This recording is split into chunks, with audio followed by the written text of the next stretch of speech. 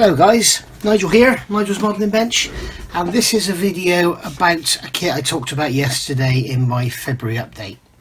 This is the MiniArt Tiran 4 late type, 1/35th scale, and it's a full interior kit, number 37029. First thing I want to get off my chest, is it Tiran? Is it Tiran? Is it Tiran? I saw something on the internet yesterday, and it seemed to say that it's actually Tiran. So I don't know if somebody who knows Hebrew could tell me, please, how this is actually pronounced. I'd love to know, because I hear everyone call it different and different names. Now, if you go over to Motti's Military Models, that's Motti's MOTTYS Military Models, you'll see he's doing a group build on there. And he's organised it through Facebook and YouTube, and it's all about the IDF, and I really want to join in. Now, I'm not going to join in with this because this is mega started.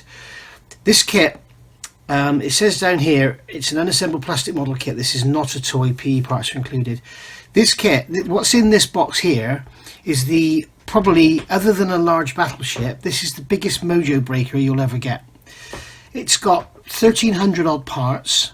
It has full interior detail other than the area behind the engine, which is unfortunate. So you got nothing in where the radiators and stuff go. But it has got a full interior, and the interior detail in the turret is absolutely stunning. It is a very complex kit, and what we'll do first of all, I'll go through the instructions as if this is like a kit review and talk to you about it, and then I'll show you the kit and what I've actually done. Now, this is a kit that I get out from time to time, do a bit of work on, then put it away again, because if you just sat endlessly night after night after night building this, I think it would drive you absolutely crazy.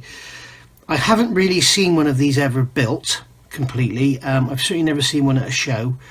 Who knows, maybe this will be the most complete model anyone's seen of this. But let me know in the comments below what you think. Let me know how this Tiran thing is said. For those who don't really know what a Tiran 4 is, basically it's a T-54 tank. Tiran 5 is a T-55 tank, and then you've got Tiran 6, which was a T-62 tank. Now, Tiran 6, some say there was only a couple made, I don't know, but the 4 and the 5, there was definitely a lot of them. And basically this tank was, it was captured from the Egyptians and then converted into the Israeli version. Now, it says here Tiran 4 late type. This is the late type. It's still got the 100mm gun. Now, the very later ones, they've got the Tiran 4 Shirar, which has the 105mm gun. Some of these were actually given, when the Israelis finished with them, they were given to, I believe, Jordan or Lebanon, and then they were captured. So it actually went full circle. If you do your research, I've forgotten everything I learned about these tanks. I've got some research books which I'll show you, really good books, and there is a hell of a lot of information and some really interesting schemes you can do these tanks in. If you're not into your Israeli armour, have a look, because it really is interesting. I mean, you could build one of these as a later captured tank in the Lebanon, which they painted them in like a dark blue, sort of grey-black colour. So you could chip that down to this colour, which was the Israeli Tiran 4 colour. Then you could chip that down to the Egyptian colour, which was like a camouflage. And then you could chip that down to the green, which they would have been built on the Russian production line, although a lot of these probably came from the Czech production line. So really interesting subjects, fantastic weathering possibilities and stuff. Really good thing. This is going to be a little bit of a lengthy-ish video, because as I say, I'm going to go through the kit, I'm going to show you what I've done, I'm going to talk about my reference books as well, and I'm also going to put it out there that I am going to do a build in Steve's IDF build, and I'm not sure what I'm going to do. I've got a Hobby Boss Nagmachon Doghouse 1. I've got a Meng Merkava 3 Baz with the mine rollers on. What else have I got unstarted? Oh, I've got the Tamiya Tiran 5, which I don't think I'll bother with that one because it's a very, very sort of shake and bake kit. So let's have a look inside this box. I've got an angle to stop the glare. So let's take the lid off the box, and we can see straight away, as I said in my review, this is actually into two boxes. So let me make sure I'm in frame here. So this here is a plastic box that a load of paperwork came in, and basically I'll take that out of the way, and then in here you can see I've got the remains of the sprues and stuff. Now what I did with this kit, because it's so complex, I actually photocopied and enlarged the sprues. Now you can see here, what I'll do is I'll go through the instructions version for you. When we look at the sprue maps, we can see how many sprues we've got. There are probably 100 sprues, I don't know, because I mean there's 3 of these, there's 2 of these, there's 2 of these, 2 of these, we've got 10 of those. You know, there's probably 100 or even more sprues in this kit. And as you can see, all the greyed out areas are parts you don't use, so you've got all these parts for your spare box. So if you've got a Tamiya T55 and you want to add some detail, there will be detail parts in here you can use. And what I've done, you may want to take this one on board, what I've done is I have gone through the instructions. Now there are some errors, and basically in fact what I'll do is, you can see this, and then if you have got the kit you can do the same. Basically they're saying that certain parts shouldn't be used when they should be. Now these 2 parts here, for example, are required and they're not. And you can see here they're saying that these parts here aren't required, and they are. That part there is actually required, and you can look, and if you see my notes you can see I've got 29 and 45 here, says not required, NR, and then 3 required, it's REQ. So I'll go from top to bottom so you can see that. And if you've got this kit, then you can basically copy what I've done and do the same, because it did take me quite a while to do all this. Okay, now this won't apply to any other version of the Tiran 4. This will only apply to this actual kit, the Tiran 4 late type. Okay, now the black crosses, they're just put on there when I've used that sprue. When I've completely used that sprue and threw it away, that's when I've put a black cross on it. Alright, so there we go.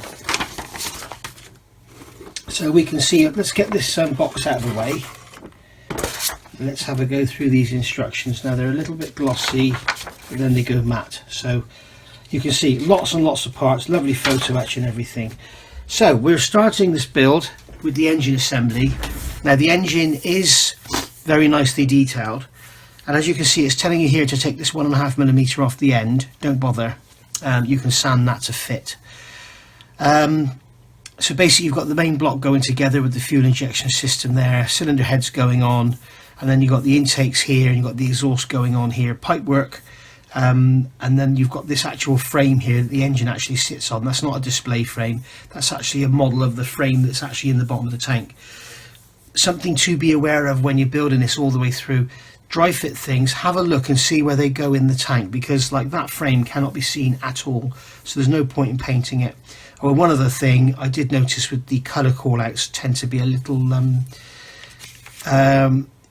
off, shall we say, in my opinion. Like they're calling for different greys and greens inside the actual hull, where I found I'll have it somewhere, I found some documentation that basically says that when they captured these, they sprayed them all white inside. They stripped them all down to a hull and they sprayed the whole inside of the hull and the turret white, whereas the Russians built them in like a two-tone, like a green colour and like a very pale grey blue. So yeah, so you can see very complex assembly. All the swivel mounts for the suspension, they're all 2-part assemblies, and they go together and get glued into the floor. You need to make sure that when you do this, the floor is clamped down or held down flat on a surface, because when you glue these in, this is obviously just a flat piece of plastic, and with these cutouts in the side, if you get a slightly tight fit, it will push it apart and you'll end up with a bowed floor, and you could get twists and all sorts. So you want to try and keep that floor as flat as you can. Then we're adding all our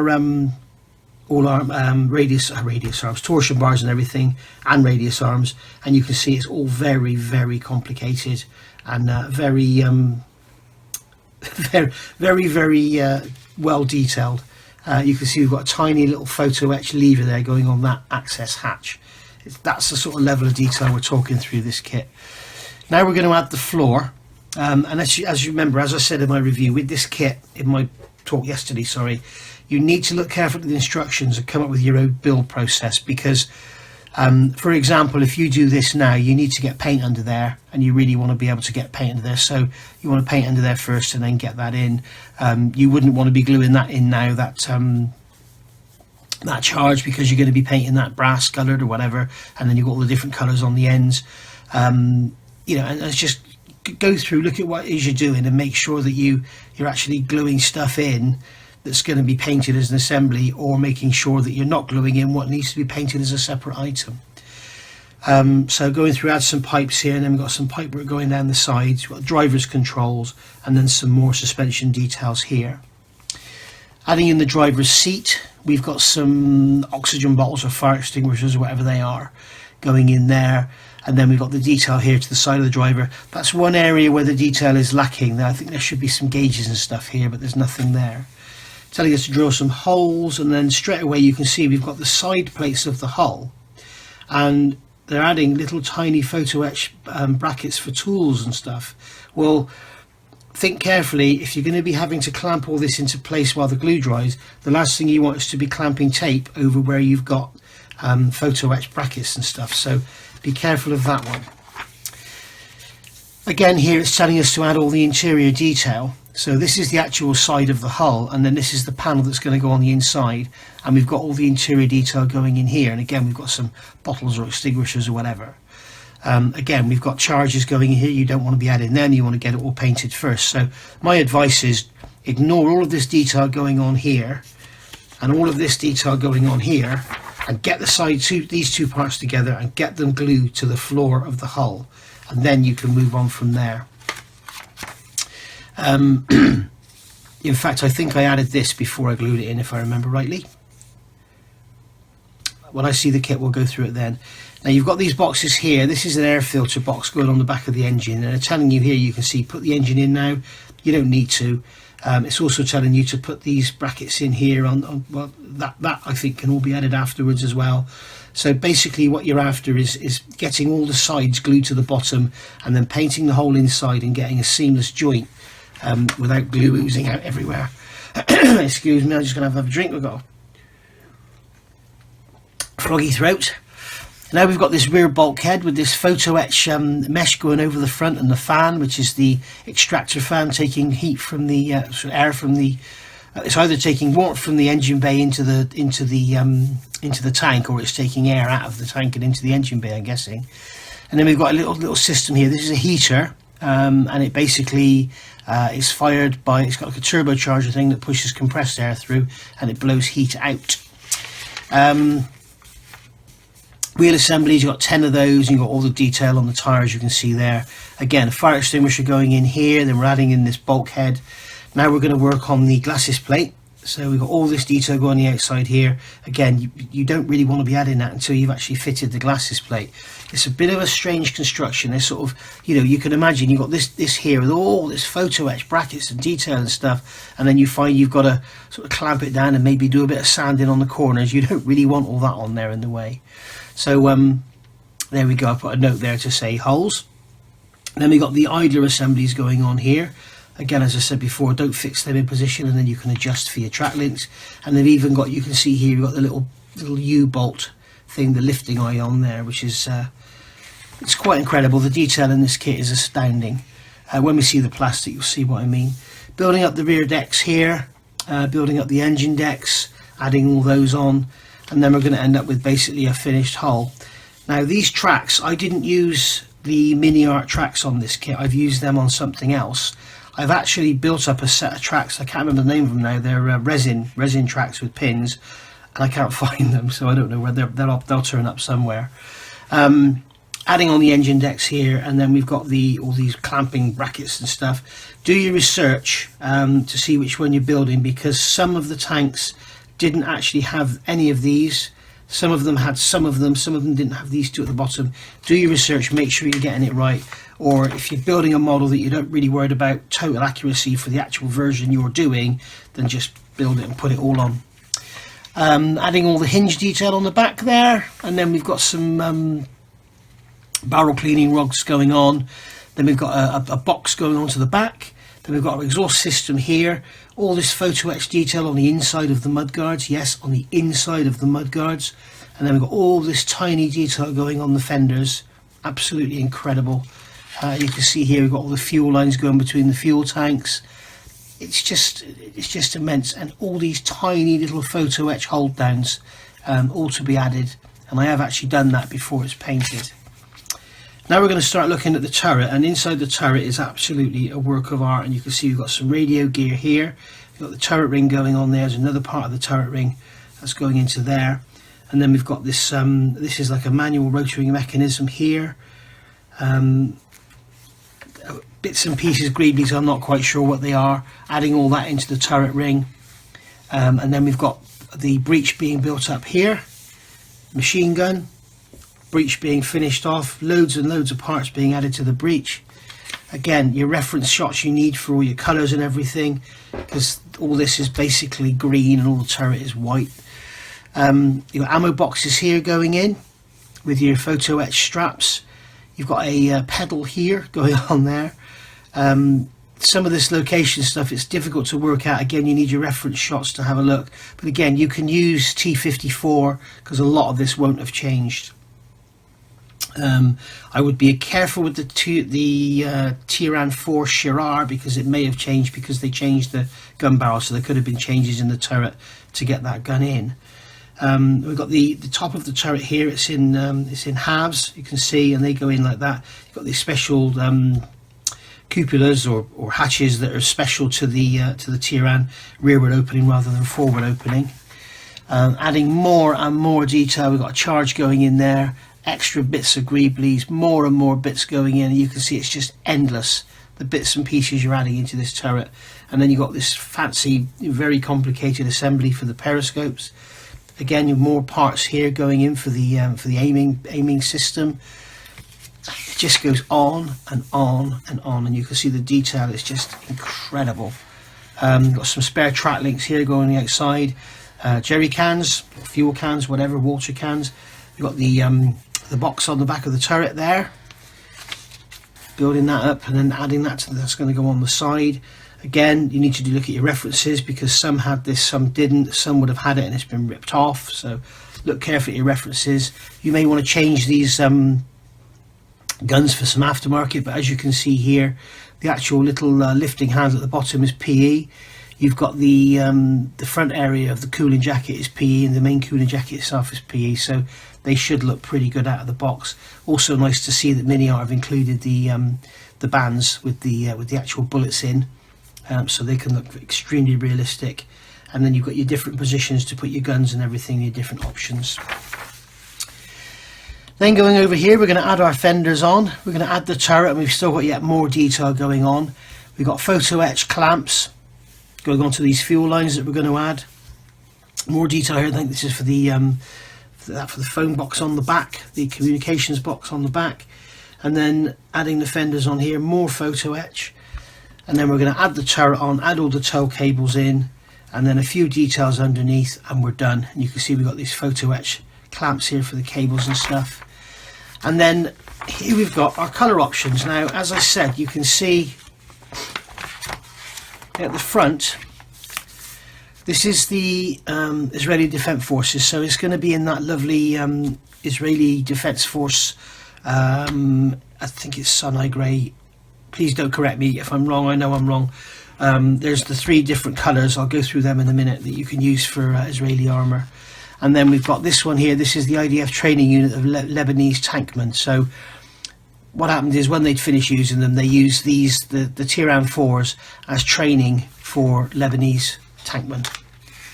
Okay, then South Lebanon Army, this is where they changed the colours and they got this lovely blue, grey and sort of grey camouflage scheme, which is really, really nice. This is 1982.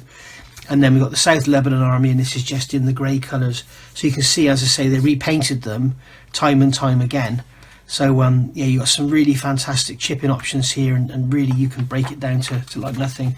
And on the back here you've got some CAD images, and then here you've got some colour call-outs for the different manufacturers. I actually again photocopied this, and I've still got it on the wall in front of me so that I can actually see it in front of me. But as I say, be very careful with some of your colours on the interior.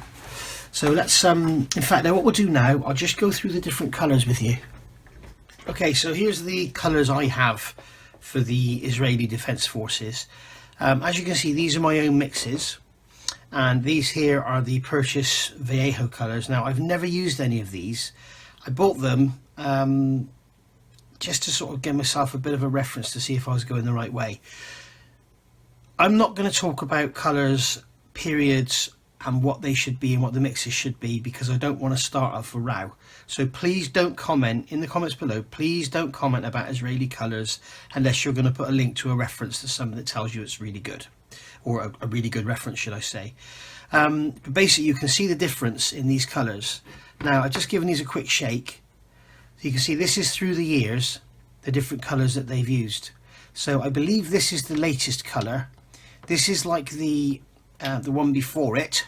And then this is this is what I've labelled this Tiran 5, and I've called it IDF Grey, and I've labelled this one 6-Day War 1967. So as you can see, the colours got darker and then went back to being the lighter shades again, and you can see that in these here. Now this one here is called IAF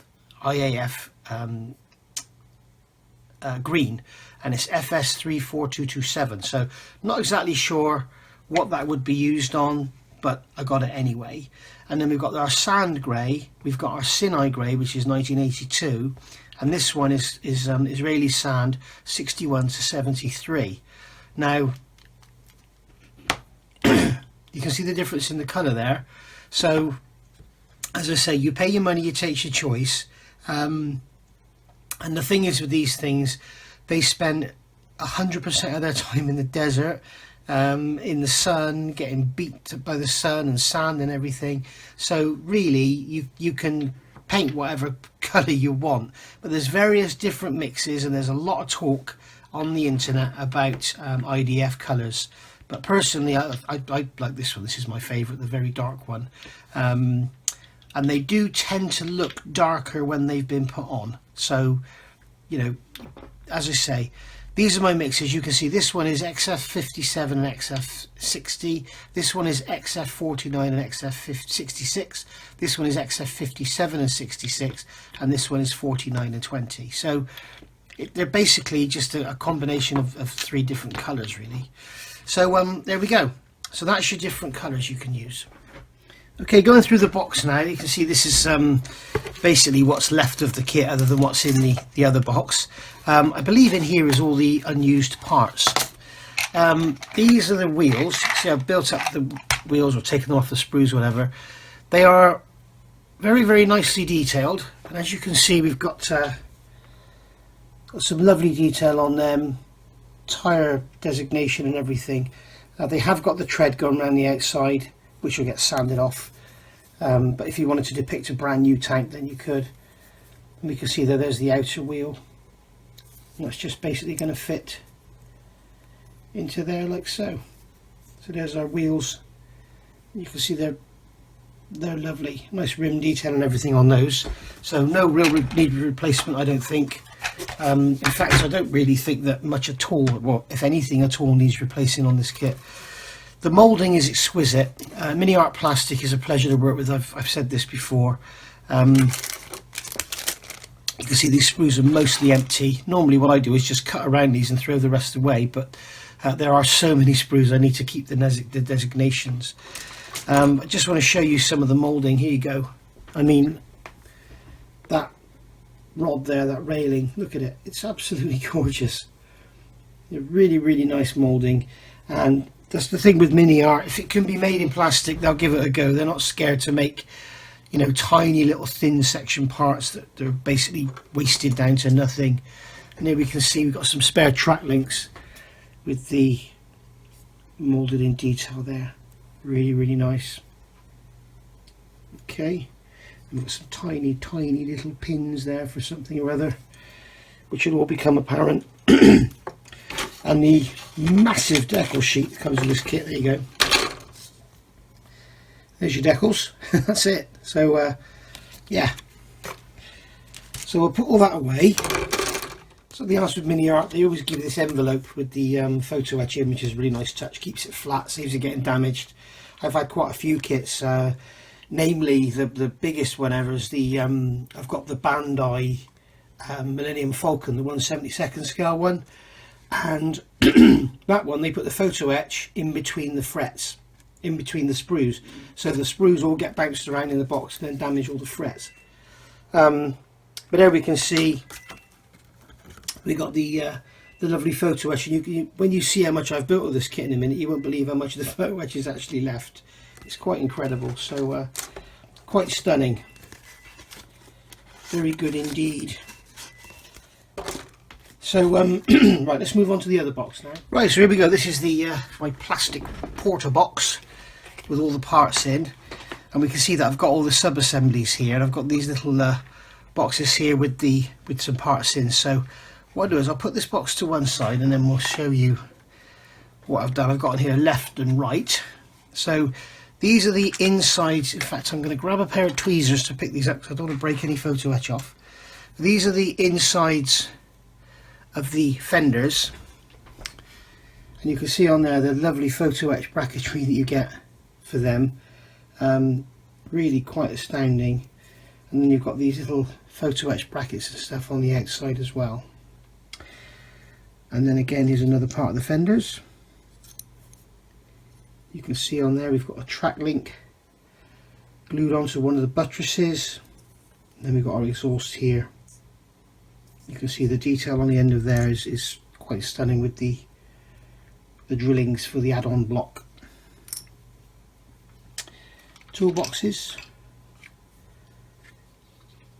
Nothing special about them other than the fact I've glued them together. Look, and not Mr. Surfacer on them. Had to use Mr. Surfacer, didn't we? And again the same there. So this is obviously the left side. It's a good idea with complicated kits like this to have your little boxes of bits and pieces for sub-assemblies. And then we've got more of the same on the right hand side. We can see in there again we've got the lovely photo etch detail on the parts.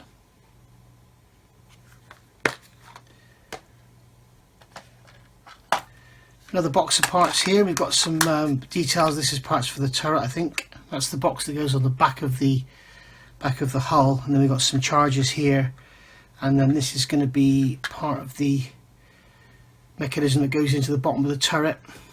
You can see there we've got the toolboxes, seat, and even on the bottom of the seat you've got the pressed steel detail in there. Got that throttle pedal thing, and then a strap there which obviously needs painting.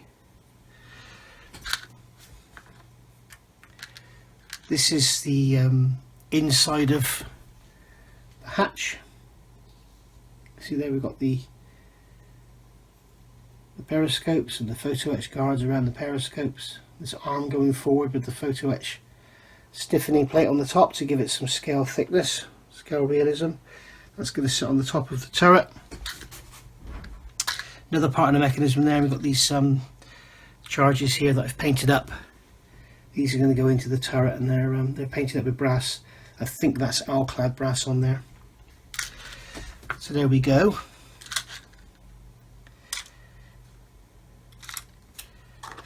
So as I say, it's nice to see a build review because rather than just looking at parts on the sprues, you can see how it actually all goes together.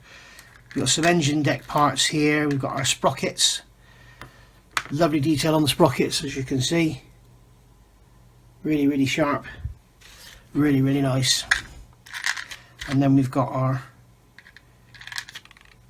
cover over the mantlet there, which is made up of 4 pieces of plastic rather than some silly vinyl material, which is a nice touch.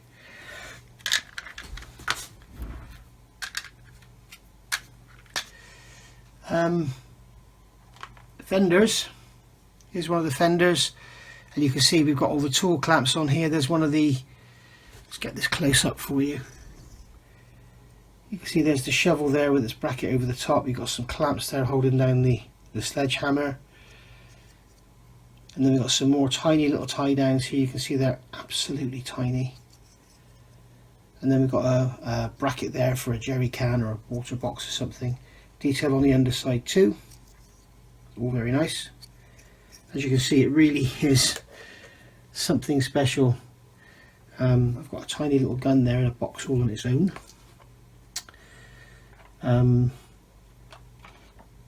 Save that.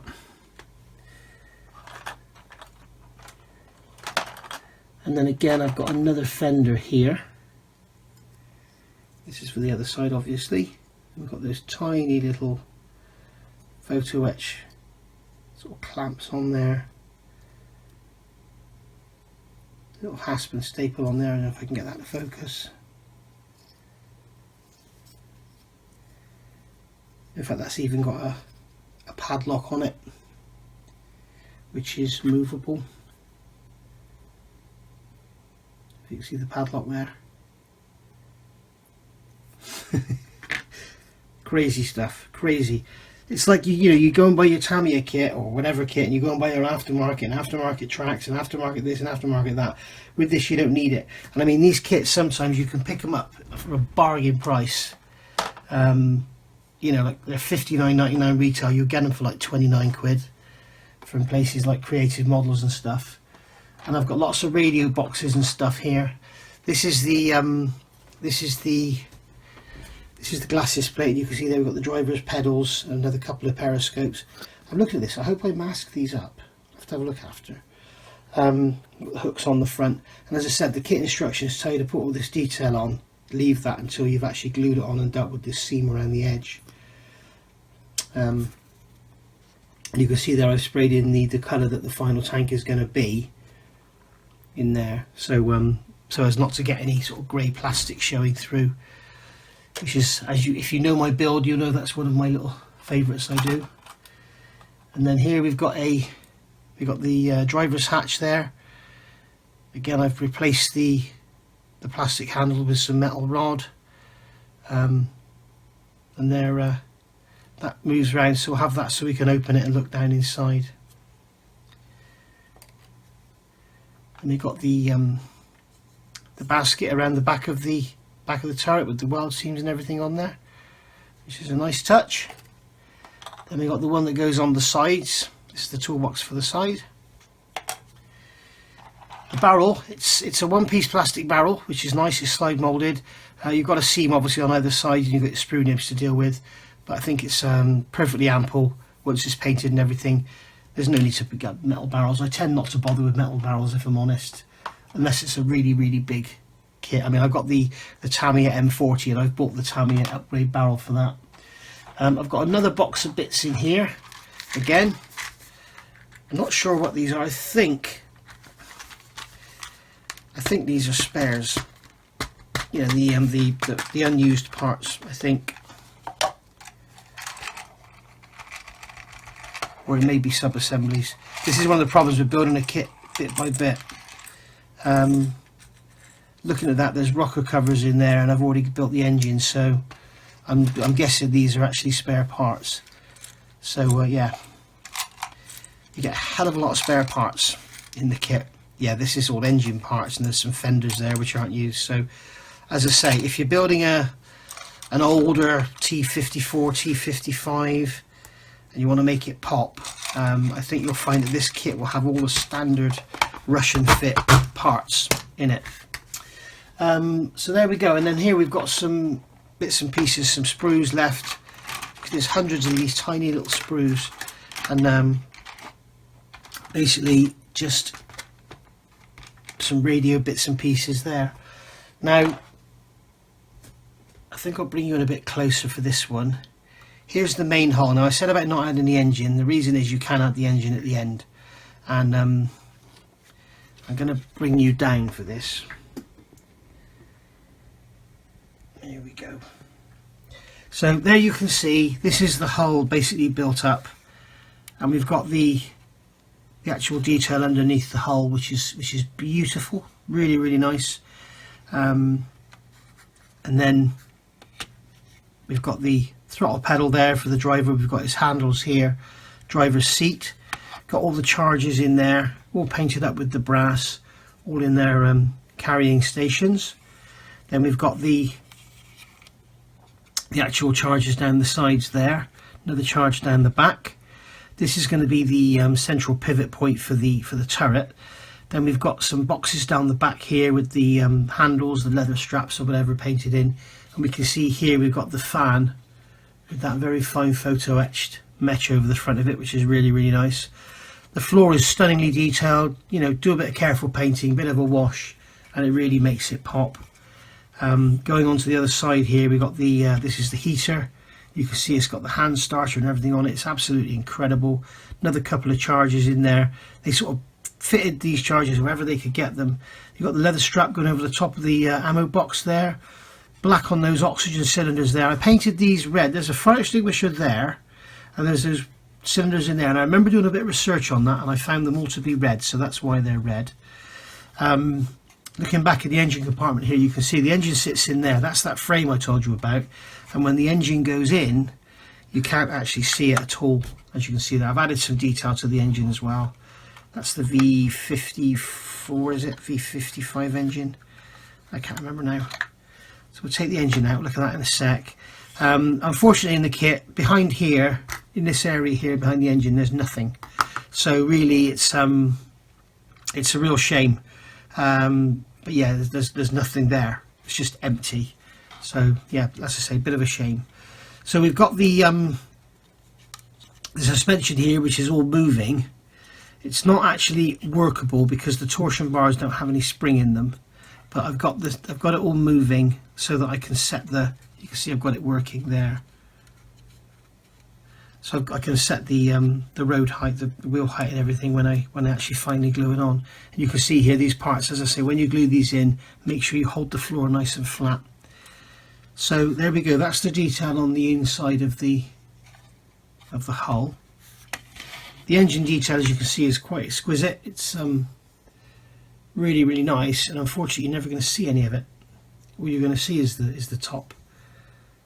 Yeah, really nice engine, air filter mechanism there.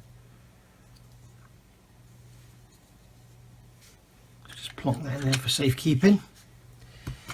And then finally, here is this is the breech. Now I've got a wooden stick shoved in here just for holding it for painting and stuff. But you can see here's the actual breech itself. Then we've got these boxes here the radios are going to sit on. A rolled up something rather there, bits and pieces, all these little greeblies go around. We've got the seat there.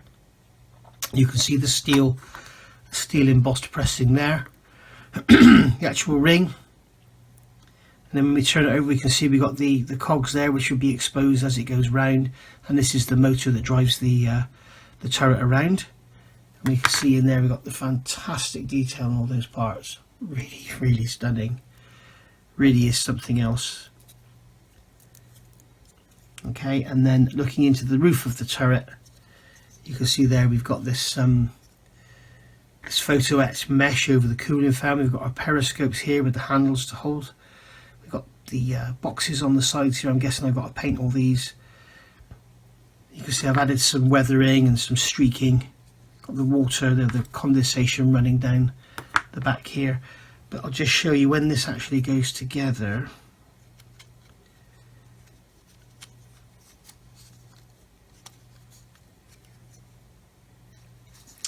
When it goes together, it does go together because I had it together before. There we go. You can see that when you have the turret off, you can look at it. You know, you can look at it inside and see that this the detail is lovely. And then with the hatches open, you can actually see down in there. You can see quite a lot of the detail in there as you look around. So yeah, I think the way to display this would be perhaps as a crash tank, like on the box front. I don't know, but obviously when you put it all together, you're not going to see anything inside unless you've got any hatches open. But obviously the turret can come off and stuff. So there we go. And when we look at when we put the top cover on, you can see it kind of goes like that. We've got these weld seams around here, which is a really nice touch. So you can see that when the turret's off, you can actually look in there and see all of it pretty much.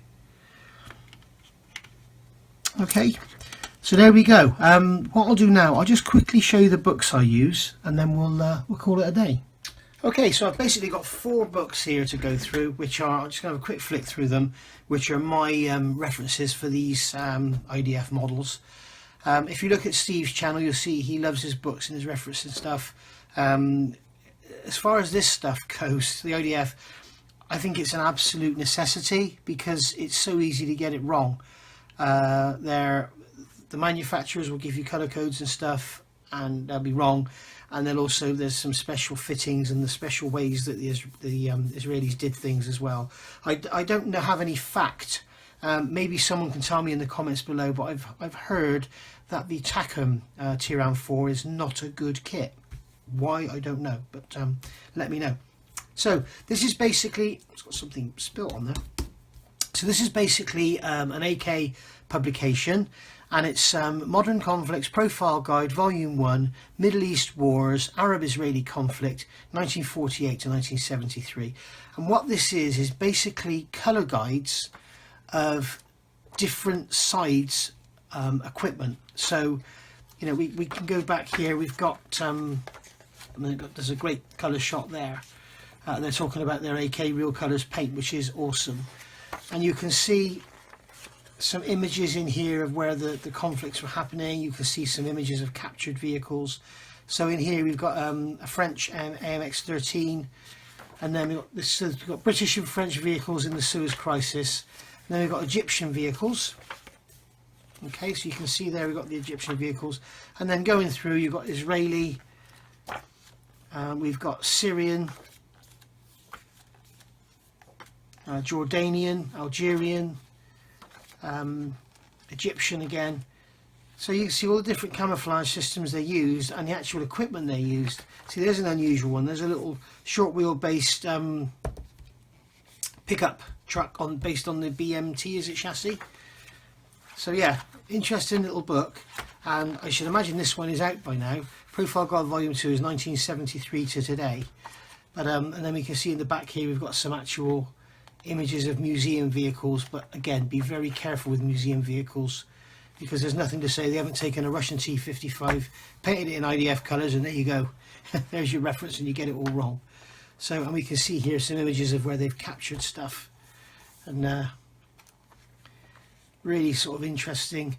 And we can see there, I've talked about this in the past, the tank transporters, and we can see here they're using a Diamond TM890 tractor unit and an M9 trailer, which is actually what you get if you buy the what's the make of the kit, the Tamiya Trumpeter Merit Models kit. That's basically what you're going to get.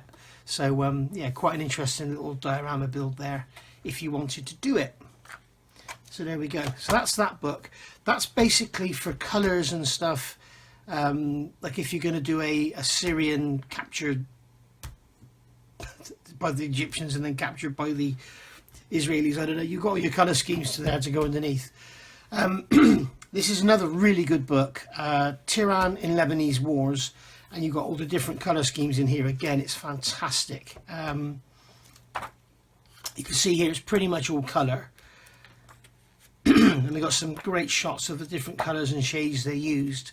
But again, one of the problems with this book is it's pretty much just colours. There's a very good image of a lighter dark grey blue colour.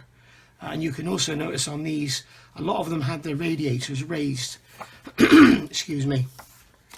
And here's some burnt out vehicles here, which are great shots if you're going to do a burnt out diorama. Okay, this is all Tiran's knocked out. Okay, so another really good book, and that is the Tiran Lebanese Wars by Ammo MiG. Okay, it's AMIG 6000. The back on there, Tamiya Tiran 5, which is a lovely kit. Soviet Army of Foreign Wars, Egypt, Iraq, Libya, Vietnam and Afghanistan. Really, really interesting book, because if you wanted to build a diorama with one of these tanks being captured or whatever, you could show it as an Egyptian tank being captured. Now, in this book, if you're buying this book, be a little bit careful, because they give you a set of photo etch grills for a Tamiya T55A, and you've also got some, is that Iraqi emblems there for going on your tank, so you could build an Iraqi or whatever that is T55 and detail it up with that. So make sure you get that in there if you're buying this book new. So this is basically, it's for modelers. It's all about the models. So we can go here to let's have a look here, Egyptian T54 from the Yom Kippur. So we go to 144.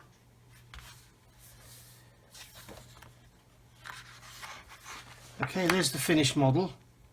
Okay, and this is by Andy Taylor. So we're going to take you through step by step what he's doing. So it's talking about his introduction, how he's constructing it, probably talking about the kit he's using.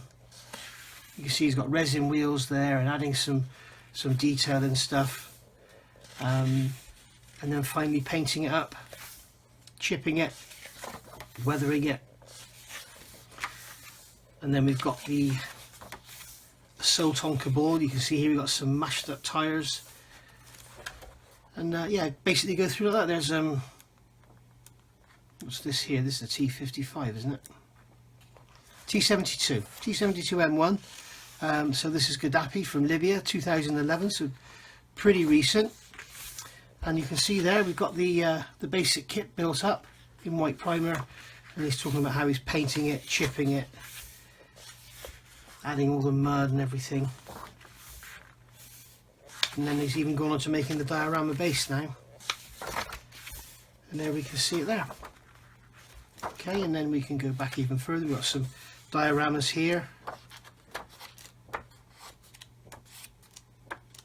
See, this is a really, really good book and well worth having.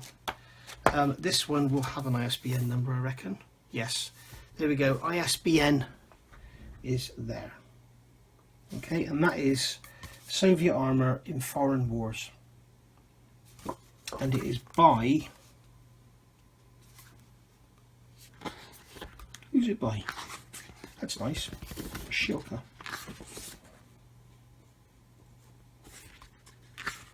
I can't see who it's by. Basically we're going straight into that one. That's the Shilka with all the internal parts and everything in it. I've actually got the main Shilka, so you see these reference photos here will be handy. Okay, so that's that one. And then this one is actually my favourite. Let's put these away before I lose them.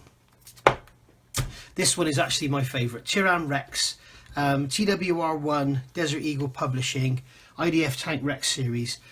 This book is probably, if you want to build a Tiran 4, 5 or 6, this is probably, if you're going to buy one reference book, this is the one I would buy, because it really does give you some good close-up details and stuff. Now it starts off with the actual capturing of the vehicles and the actual rebuilding them and everything. You can see here there's a turret there, and they're discussing the engines. They've got one here on the line stripped out, and then this is basically an immaculate tank. See some more here, and then we're going into the, you can see here these are the different colours and everything. You can see like we've got the red painted hooks and stuff, which is typical of the Israeli stuff. And then going through, you can pick up on here all your little details, and there's, you know, when you look at this you might be looking for what this bracket was like, and you sort of go through and you find it. You're not actually, it's not a photograph of that bracket, but it's actually showing you that area. Something I did want to show you was here, just make sure we're not glossed out. You can see here, and you can read down their description, and you can see what I was talking about. You've got the different colours of the sand and the grey sand and the Russian green coming through. You know, that looks to me absolutely fantastic, and that would be a great way to depict. You've got the same sort of thing here. Be a great way to depict a really weathered and paint chipped model. But this book for me is just amazing. You look at the detail you've got there in those shots.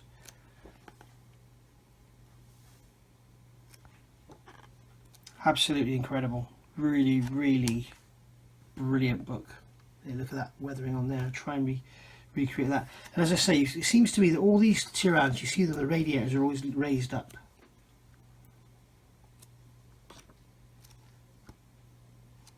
Okay, so that's what I say. That's the, if you're going to get a book, get this one if you're only going to buy one. And this is, there's the ISBN number there.